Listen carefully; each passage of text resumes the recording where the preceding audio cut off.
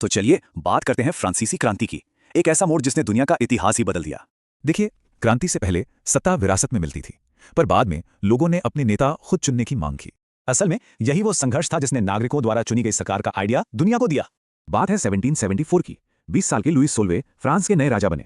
उस वक्त फ्रांस का समाज 3 हिस्सों यानी एस्टेट्स में बटा था और 97% तो बस आम लोग थे।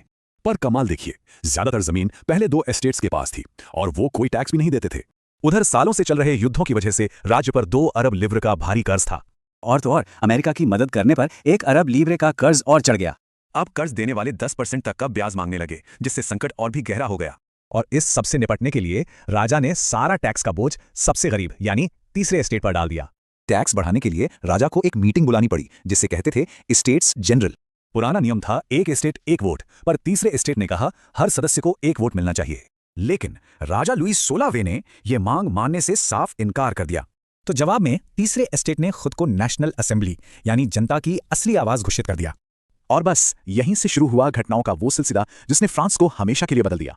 जैसे ही घबराहट फैली, क्रांतिकारियों ने शाही शक्ति के प्रतीक बास्टील किले पर हमला कर दिया। नेशनल असेंबली ने भी फौरन एक्शन लिया, चर्च का टैक्स खत्म किया और सारी जमीनें जब्त कर लीं। 1791 तक एक नया संविधान भी बन गया जिसने राजा की शक्तियों को बहुत कम कर दिया। आखिरकार 21 सितंबर 1792 को राजशाही को पूरी तरह से खत्म कर दिया गया। मतलब फ्रांस अब राजा के शासन से निकलकर एक गणतंत्र बन गया जहां जनता का राज था। और 21 जनवरी 1793 को पूर्व राजा लुईस 16वें को देशद्रोह के लिए सार्वजनिक रूप से फांसी दे दी गई। क्रांति खत्म हुई, पर एक सवाल छोड़ गई। क्या इसी ने नेपोलियन के आने का